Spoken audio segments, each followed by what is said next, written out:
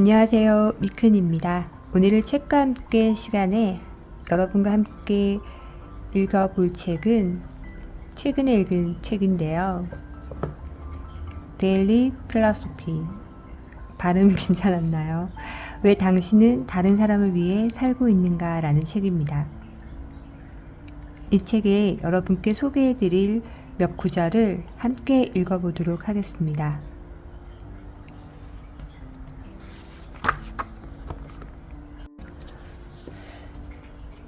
우리가 사는 방식은 우리의 생각에 의해 결정된다. 에픽테스토스.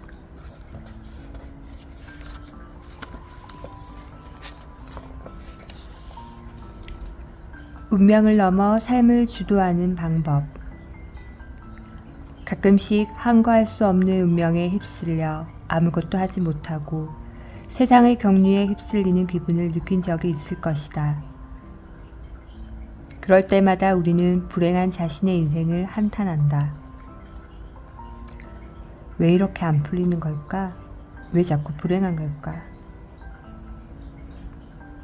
이렇게 자주 섞인 물음으로 하루를 삼킨 경험이 있을 것이다. 어떤 이들은 닥쳐올 시련을 피하기 위해 점을 보고 타로를 보러 다니기도 한다. 때때로 우리는 험난한 세상을 어떻게 살아가야 할지 걱정하며 울상을 짓는다.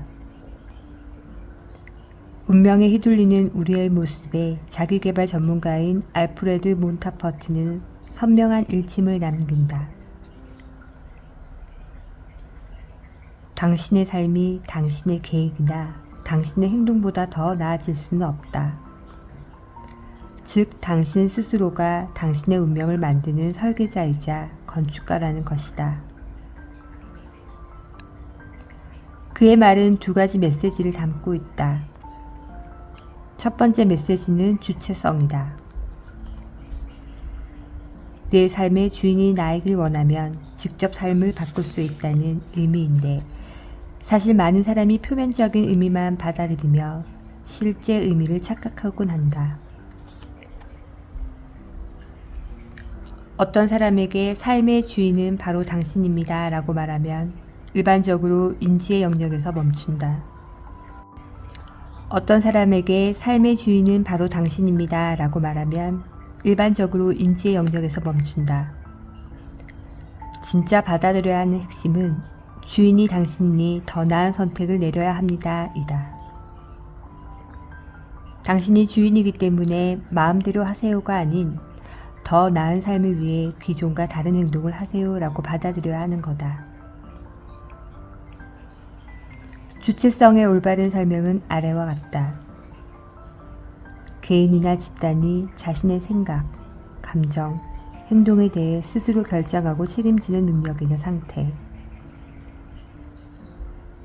자기 자신의 가치, 신념, 목표를 스스로 정립하고 외부의 압력이나 타인의 기대에 휘둘리지 않고 독립적으로 판단하고 행동할 수 있는 자율성. 알프레드 몬타퍼트가 남긴 문장의 두 번째 메시지로는 바로 계획과 행동, 그리고 반복이다. 우리에게 주체성이 있고 그것을 바탕으로 새로운 결정을 내릴 수 있다는 자유의지를 깨달았다면 이제 그 에너지를 모아 기존과 다른 상태에 이르기 위한 계획, 행동은 반복을 시작해야 한다.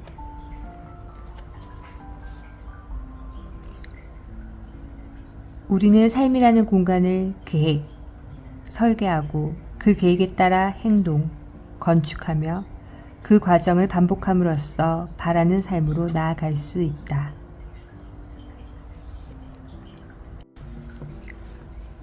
계획, 행동, 반복의 과정은 우리가 삶을 주도적으로 설계하고 건축하며 궁극적으로 원하는 삶을 실현할 수 있게 한다.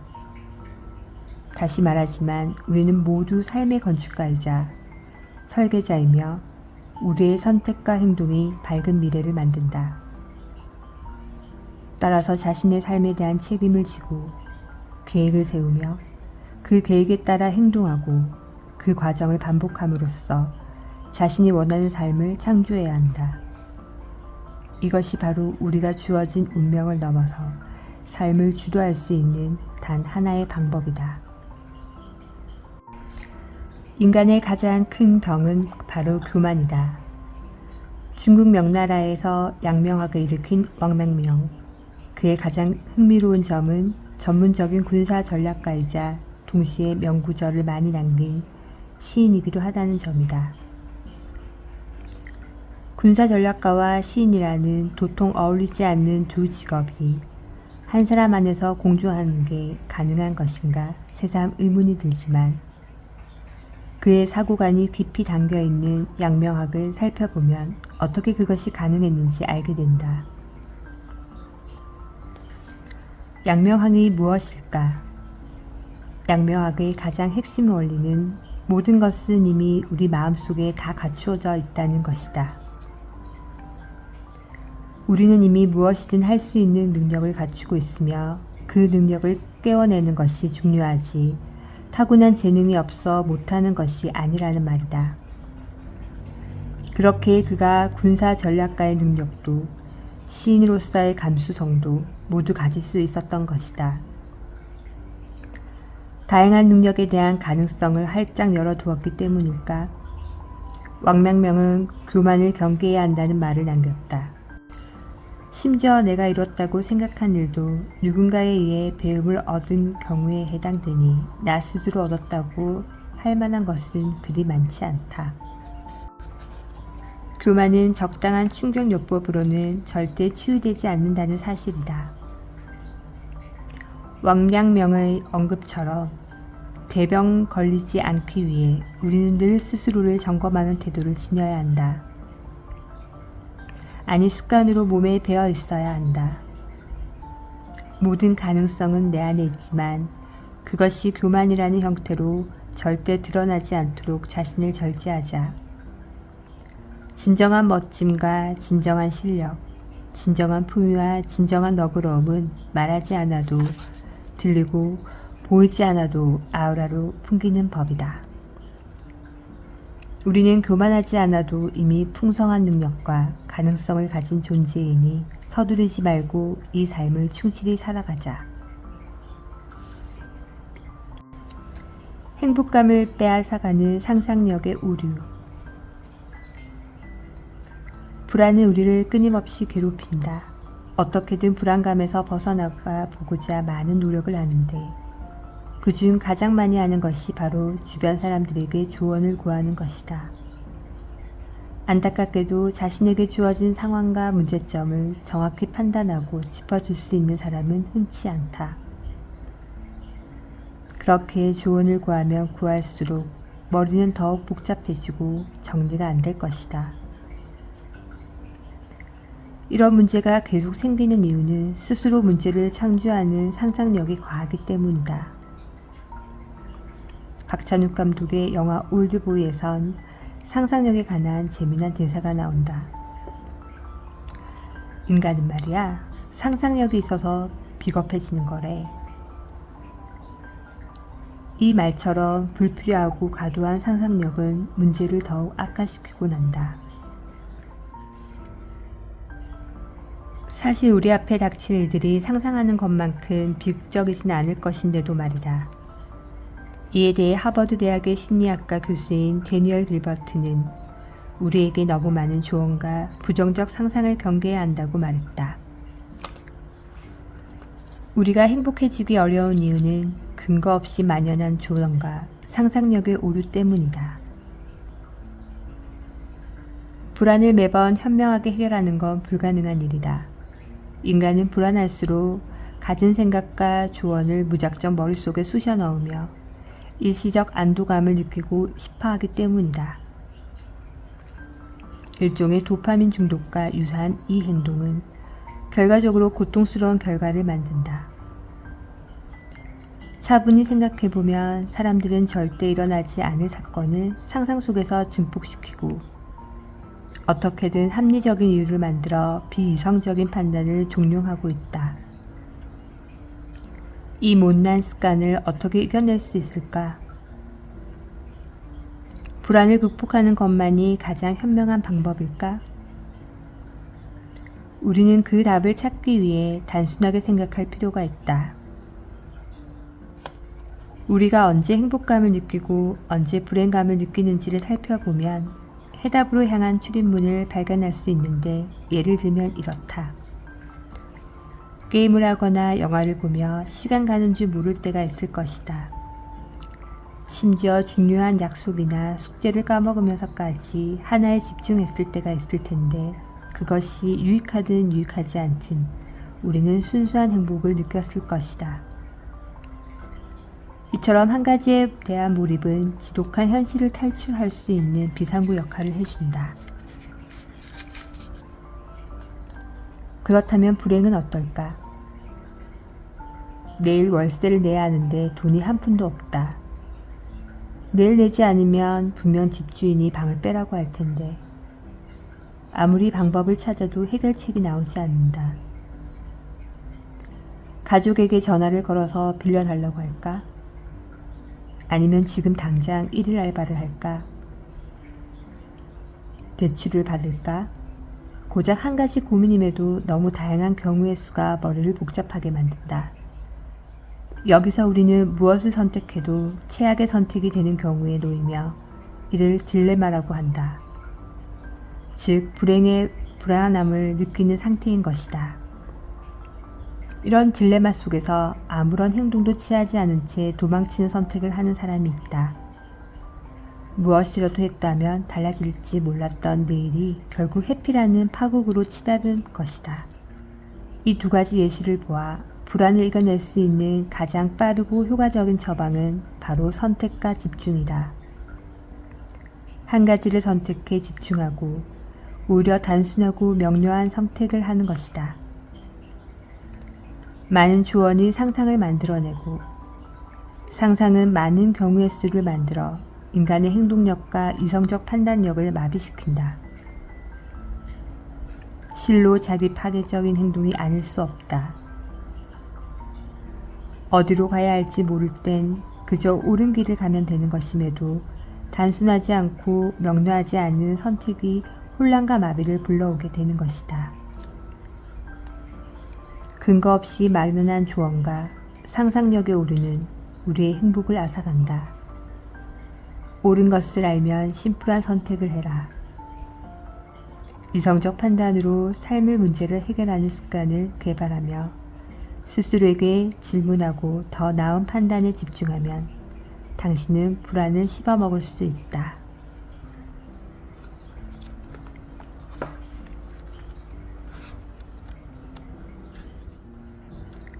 무엇이든 전부 이룰 수 있는 단 하나의 방법. 중학교 시절 국어 선생님은 수업 시간에 대뜸 목표가 무엇이든 전부 이룰 수 있는 단 하나의 비법을 알려주신다고 하셨다. 그리고 이 비법은 하루에 3초만 투자하면 될 만큼 간단하고 쉬운 것이라 하시며, 만약 틀린 시 자신을 탓해도 좋다고 할 만큼 자신만만하셨다. 당시 수업을 듣던 우리는 그 말이 틀린 시 선생님께 반박할 생각으로 귀를 기울였는데, 놀랍게도 그건 1년간 매일 팔굽혀펴기 하나만 하는 것이었다. 황당한 우리는 그런 걸 못하는 게 말이 되냐며 비웃었고, 선생님은 정말 그걸 해낼 시 자신을 찾아오라고 말씀하셨다. 그때부터 나와 반 친구들은 매일 팔굽혀펴기를 하기로 마음먹었다. 하지만 1년이 지났을 때 우리는 누구도 선생님을 찾아가지 못했다. 아니, 그 약속을 했다는 기억조차 까맣게 잊어버렸다. 물론 3, 4일 정도는 열심히 했다.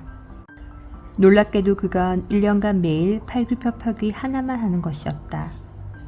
황당한 우리는 그런 걸 못하는 게 말이 되냐며 비웃었고, 선생님은 정말 그걸 해낼 시 자신을 찾아오라고 말씀하셨다. 그때부터 나와 반 친구들은 매일 팔굽혀펴기를 하기로 마음먹었다. 하지만 1년이 지났을 때 우리는 누구도 선생님을 찾아가지 못했다. 아니, 그 약속을 했다는 기억조차 까맣게 잊어버렸다. 물론 3, 4일 정도는 열심히 했다. 어느 날은 하나 정도가 뭐가 어렵다는 거냐며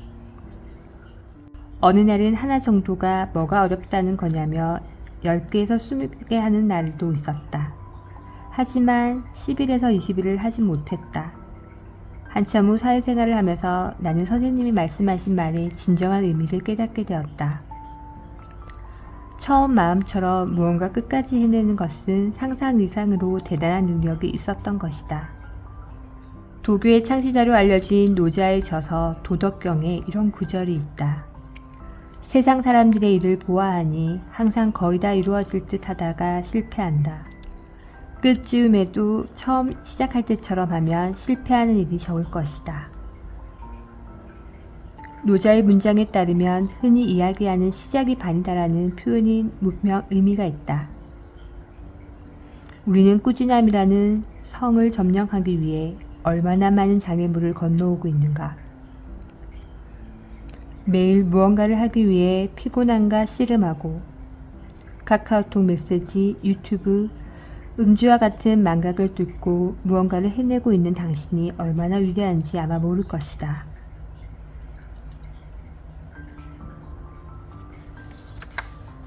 많은 사람이 놓치고 있는 꾸준함이라는 단어를 우리는 지금 함께 정복하고 있다. 힘들다고 해서 쉽게 포기하지 말자. 이 과정을 겪어내면 우리는 시작의 기쁨이 아니라 과정의 기쁨과 끝맺음의 기쁨을 느낄 수 있다. 꾸준함은 곧 근육이다. 끝맺는 능력도 근육이다. 시작하는 능력도 근육이다. 우리가 비교적 힘들다고 느끼는 이유는 마치 뒤로 걸을 때의 어색함처럼 첫 도전, 첫 시도에서 오는 근육통일 뿐 그 모든 것은 유쾌한 원동력으로 전환될 것이다. 아마 그 과정에서 시작의 횟수보다 끝맺음의 횟수가 현격히 적다는 걸 알게 될 것이다. 개의치 말자. 끝맺는 횟수가 중요한 것이 아니라 꾸준히 움직이고 있다는 것이 중요하다. 끝맺음의 기술 앞에서 요령이나 지름길은 없으며 오직 끝까지 걸어가야 하는 것만이 답이다. 우린 앞으로 어려운 도전을 시작하고 넘어지며 성취하게 될 것이다. 그러니 내 스승의 지혜를 잠시 빌려 자신에게 적용해보자. 과하게 하지 말고 작은 것부터 하나씩 꾸준히 해내는 도전을 시작하자. 꼭 팔굽혀펴기가 아니어도 좋다. 1분 스트레칭도 좋고 이불 정리도 좋다. 무언가를 꾸준히 하는 힘을 쌓아 성취의 경험을 축적하고 끝맺음의 횟수를 차근히 늘려가보자. 그렇게 전진하다 보면 노자의 말이 천천히 내 안에 녹아들기 시작할 것이다. 당신의 롱런을 위한 시작의 기술 10계명을 소개한다. 시작의 기술 10계명 1. 달성하고자 하는 목표를 명확히 설정한다. 2. 계획을 세우고 단계별로 실행한다. 3. 초심을 잃지 않고 꾸준히 노력한다. 4. 유연성을 가지고 변화에 대응한다. 5. 실패를 두려워하지 않고 배움을 기회로 삼는다. 6. 집중력을 유지하며 주의를 분산시키지 않는다. 7. 작은 성공을 축하하며 동기를 부여한다. 8. 자기 반성을 통해 계속해서 개선한다. 9. 인내심을 가지고 결과를 서두르지 않는다. 10. 끝까지 포기하지 않는 나를 자랑스럽게 여긴다.